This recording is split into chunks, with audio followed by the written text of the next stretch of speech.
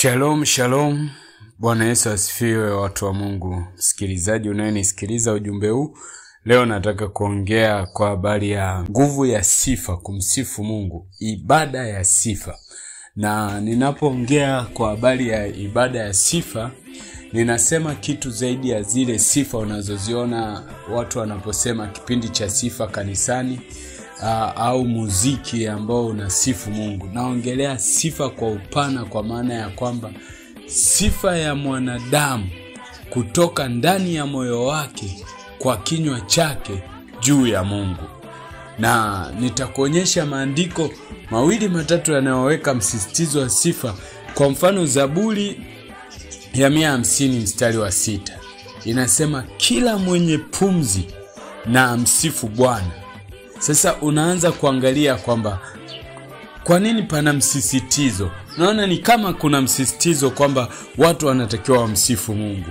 Zaburi ya 100 mstari wa 4 inasema ingieni malangoni pake kwa kushukuru na nyua zake kwa kusifu.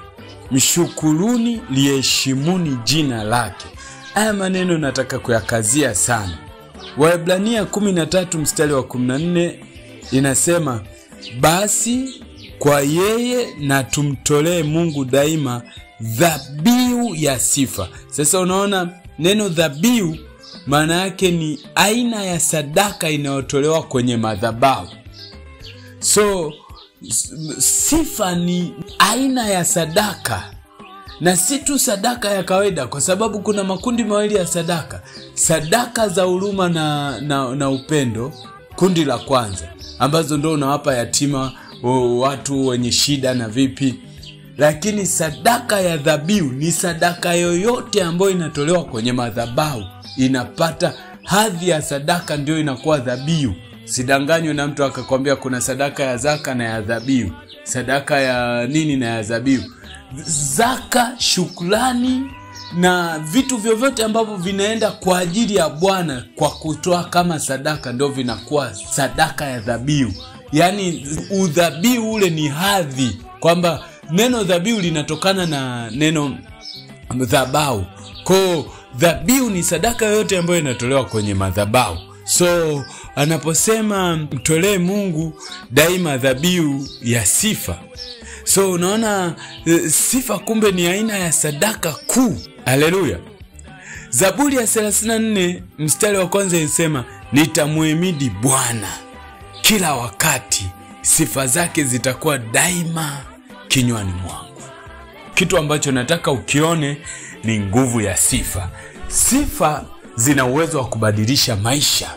Unapompa Mungu sifa, maisha yako yatabadilika sana. Unaona, kwa mfano, tumejifunza maombi.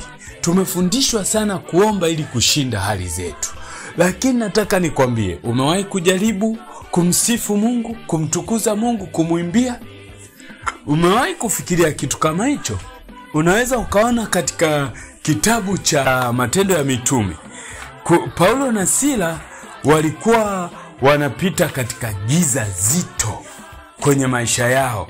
Walikuwa hawajui watatoka vipi katika changamoto yao. Walikuwa wamehubiri mtaani wakiwa wanazuiwa, wao wakahubiri bila kumsikiza yeyote, wakakamatwa, wakapigwa mijeledi, migongo yote ilikuwa inavuja damu, haifai. Lakini kama itoshi wakawekwa gerezani. Walipowekwa gerezani, Biblia inasema walifungwa katikati, chumba cha kati, gereza zito, sijui ndio Guantanamo ya wakati huo. Wamewekwa katikati kule, na bado wakiwa katikati, vyumba vya kati pale, wamewekwa minyororo miguuni.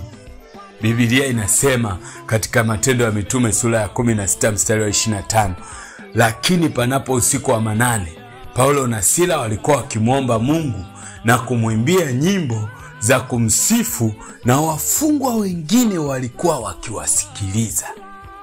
Naona sifa sifa uitoe na watu wengine wajue unavyomtukuza Mungu. Watu wengine walikuwa wanaitoa sifa kwa nguvu. Nguvu ya sifa. Sifa inaposhuka ina uwezo wa kushusha ya kushusha tunasema ikashusha utukufu. Utukufu ni aina ya nguvu ya Mungu ambayo inafanya watu wafili uwepo wa Mungu au waone kama Mungu. Kama panahitajika utisho wa Mungu ama huruma ya Mungu, utukufu ukishuka watu wanajisikia huruma ya kimungu ama hofu ya Mungu na vitu kama hivyo. Kuna mtu anakuonea, kuna mtu amekukandamiza kesi mahakamani, sifu Mungu. Utukufu ukishuka watu wataingia hofu mbele ya Mungu. Uko katika vita, uko ugenini, huna wa kukutetea, msifu Mungu.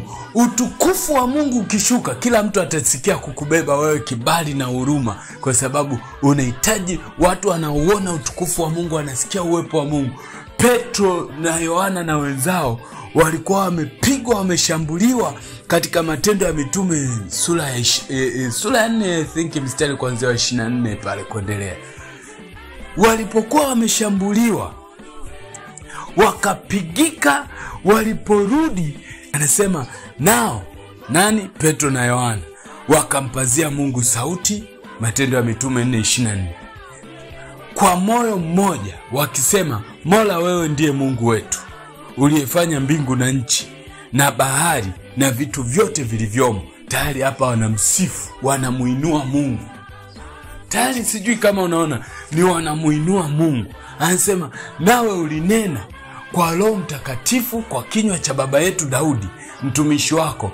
Mbona mataifa wamefanya ghasia na makabila wametafakari ubatili? Wafalme wa dunia wamejipanga na wakuu wamefanya shauri pamoja juu ya Bwana, juu ya Kristo.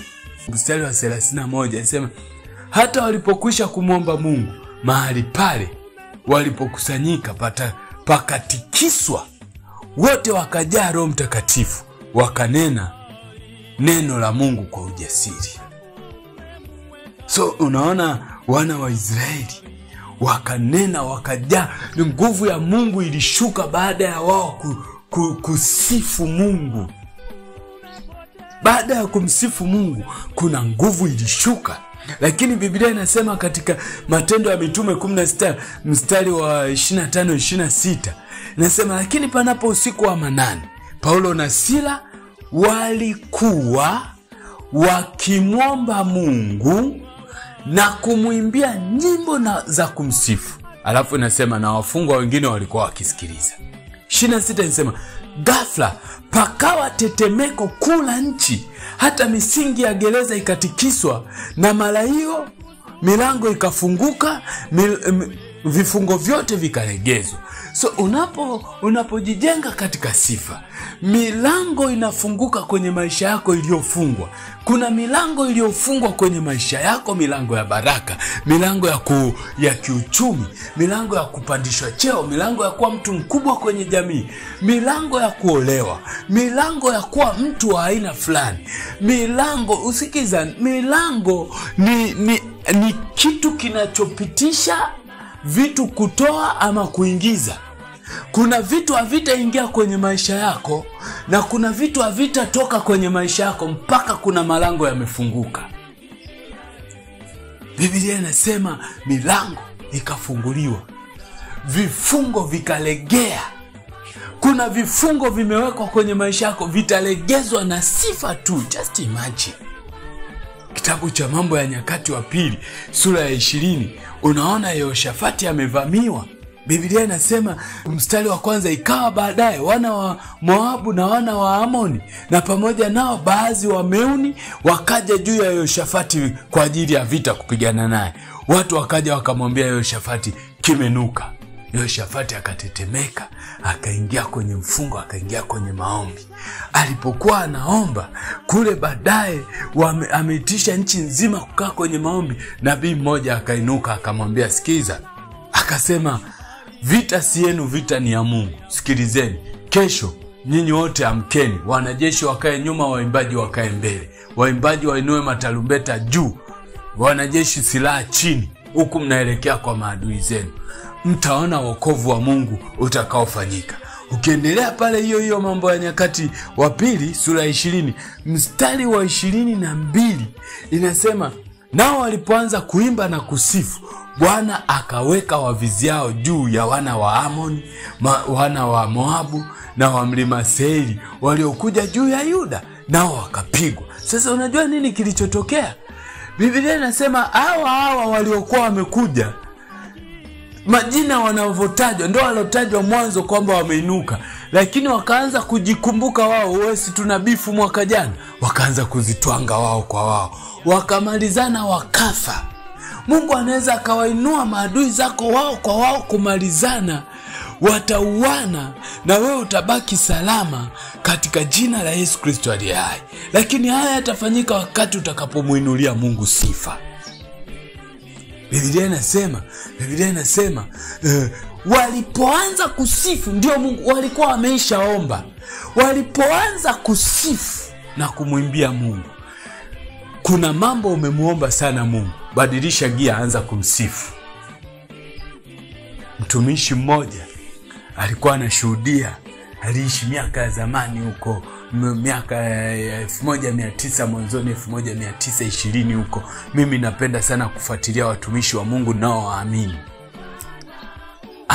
Anasema alikuwa ameoa mke wake, ana miaka 30, wote bado vijana, anahubiri mikutano kanisa. Anasema baadaye ghafla akapata ugonjwa, akapata TB.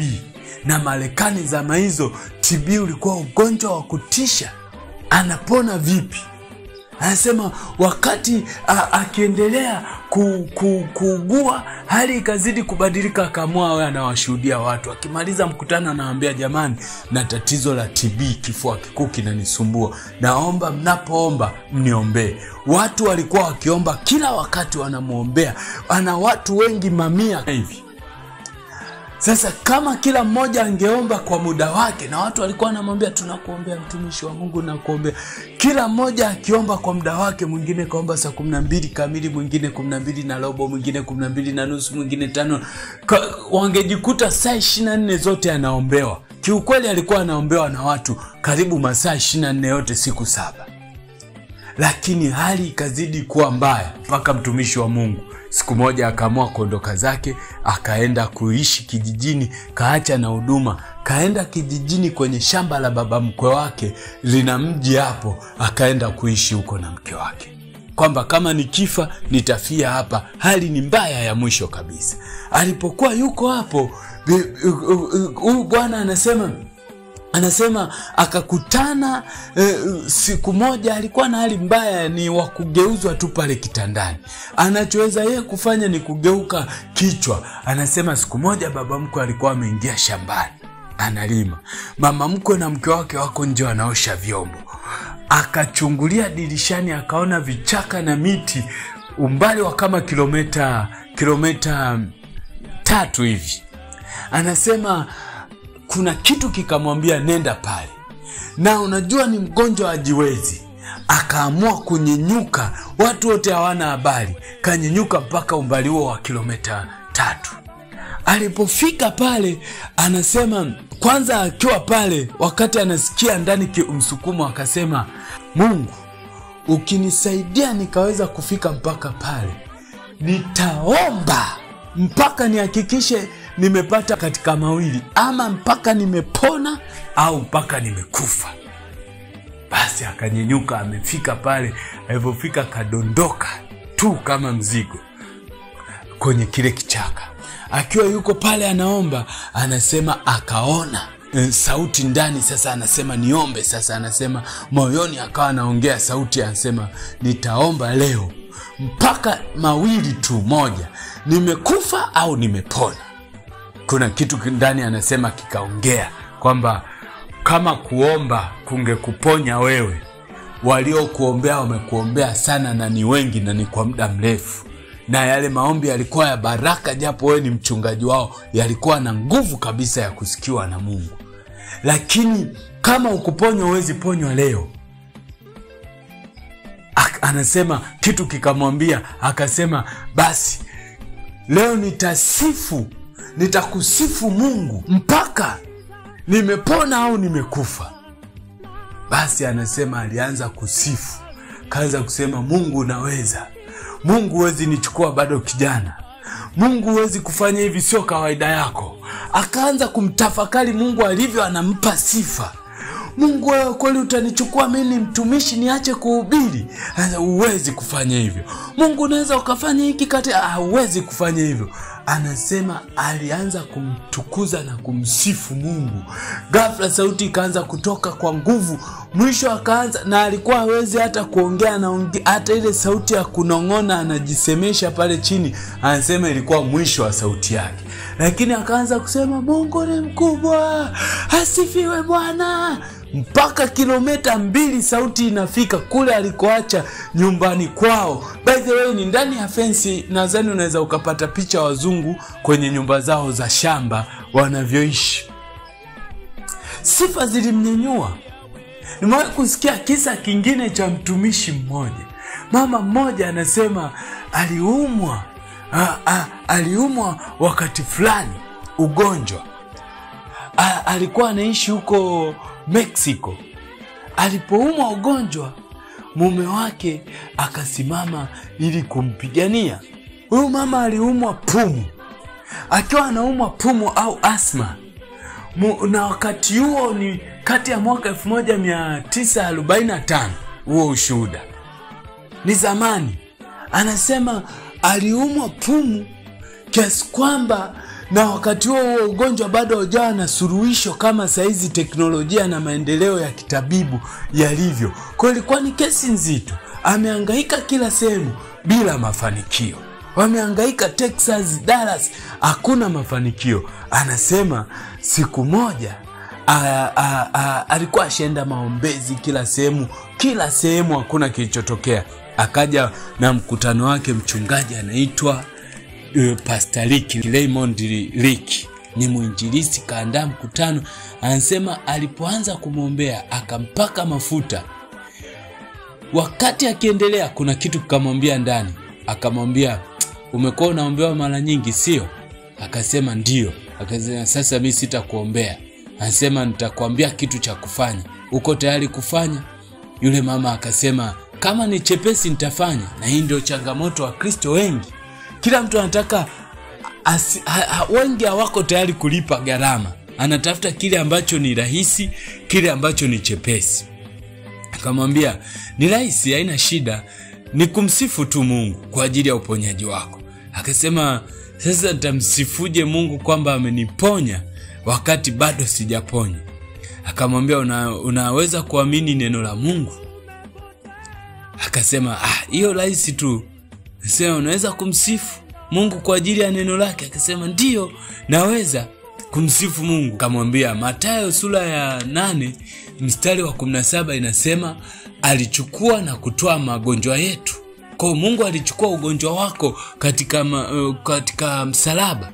Na waraka wa kwanza wa Petro sura ya 2 mstari wa 24 inasema kwa kupigwa kwake mmeponywa. So akasema ndio, najua hayo maandiko. Akasema basi hilo neno ni sawa kwako, umeishaponywa. Anza kusema. Anasema yule mama akalikubali.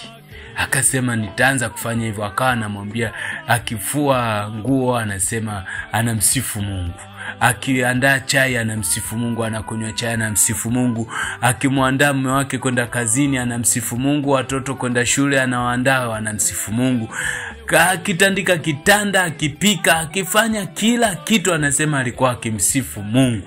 Anasema alifika mahali alikuwa anaenda kulala huko anamsifu Mungu. Baada ya muda akasema hivi, mume wangu, unajua na muda mrefu sijaumwa, sielewi mara ya mwisho hata nimeumwa lini, ni muda mrefu sana. Anasema mimi najua. Mume wake akamwambia una mwezi tu, siku 30 tu. Anasema hizo siku 30 anasema yeye alizisikia kama miaka 8. Lakini unaona nguvu ilishuka baada ya kumsifu Mungu. Na mama mmoja mwingine naye alikuwa kwenye kitanda, ameishaombewa na kuomba wakati wote. Sasa akajazwa nguvu ya Mungu, akaona maono. Anasema siku yuko kitandani hospitali, hakuna mwelekeo wote wa uponyaji wake. Akaona mzani una maombi na upande mmoja kumeandikwa maombi, upande mmoja kumeandikwa sifa. Lakini upande wenye maombi ulikuwa umeshuka chini hadi umedidimia. Upande wenye sifa ulikuwa unaelea juu. Sasa akasema, Mungu akamwambia katika yale maono, mpaka wakati mzani utakuwa unasoma balance sawa kati ya sifa na maombi, ndipo utakapoona neema na nguvu ikitembea kwenye maisha yako. Yule mama akaanza kumsifu Mungu. Nataka nikwambie, sijui kama kuna kitu utakuwa umenielewa. Kuna nguvu katika sifa na kumsifu Mungu. Nimetoa mifano michache ya kibibilia. Kuna sifa ya ajabu, kuna nguvu ya ajabu katika kumpa sifa Mungu. Wakati mwingine nimewahi kufikiria, Mungu alinijalia nikawa nimejenga nyumba ndani ya muda mfupi, kwenye ratiba zangu za mwaka mmoja, kwamba mwaka huu nitajenga nyumba, nitafanya hiki. Nilikuwa nimefanya vitu vyote mpaka kufika mwezi wa 3 tu. Kila kitu nilichoweka malengo ya mwaka mzima yalikuwa yameisha ndani ya miezi 3 yote. Alafu kisha kukawa na bonus, kukawa na mambo extra, naendelea kuenjoy baraka za Mungu mpaka kama mwezi wa 8. Ulipofika mwezi wa 8 kukatokea ugumu kwenye maisha yangu. Hali ikawa ngumu sana, hasa kiuchumi. Kila kitu ninachogusa kibaya, kila kitu kinaharibika, kinakwama. Ikafika mahali siku Mungu akanisemesha. Akanambia, umekosa sifa, uhitaji kuniomba. Nimekupa mengi sana. Nimekupa, hebu fikiria, umejenga nyumba ambao wengine wangejenga kwa miaka mingi, wewe umeijenga ndani ya miezi 3 tu imeisha. Ndani ya miezi 2 ilikuwa imeisha nyumba. Umefanya na hiki, umefanya na hiki.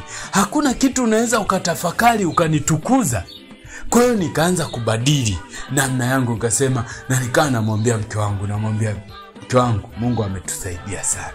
Hapa saizi sisi tunaweza tukaangalia tu hali ni ngumu kwa kila mtu, lakini sisi tunaweza tu kumwambia Mungu asante. Asante kwa hiki, asante kwa kile, asante kwa kile, na asante kwamba hata saizi hatutaangamia. Hata kama mambo yako hivi, tunamjua, sio tunajitia moyo, tunajua hivyo hatuwezi kuangamia. Kwa hiyo ikawa ni mwendo wa kumpa sifa Mungu na shukrani. Tunapungukiwa sana wakati mwingine. Umeolewa, hauna watoto. Hebu mtukuze Mungu kwa jinsi ambavyo una ndoa, wengine bado hawana ndoa. Mtukuze Mungu kwa jinsi ambavyo una ndoa na familia na watoto, lakini hauna pesa. Mtukuze Mungu hata kama haukwenda shule. Jaribu kubadilika, uanze kumsifu. Tafuta kitu ambacho unakiona, hata kama sio kwa macho, basi kiko katika ahadi zake, na uone jinsi ambavyo yawezekana kabisa Mungu akakutunuku siku moja ukasema lugha nyingine kwa jinsi ambavyo atakuwa amekutendea. Mtukuze Mungu kwa baraka na kwa mema kwa ajili ya hayo ambayo Mungu ameyafanya. Sifa ubadilisha uwepo wa Mungu na kuleta baraka. Mungu akubariki sana. Shalom shalom. Naamini kwa chochote maswali unaweza ukaweka kwenye comment, na kama kuna kitu zaidi piga simu kwa maswali ya kibinafsi, msaada wa kibinafsi, unaweza kupiga simu hiyo katika jina la Yesu Kristo aliye hai. Mungu akubariki. Amen. Umepoteza muda mwingi.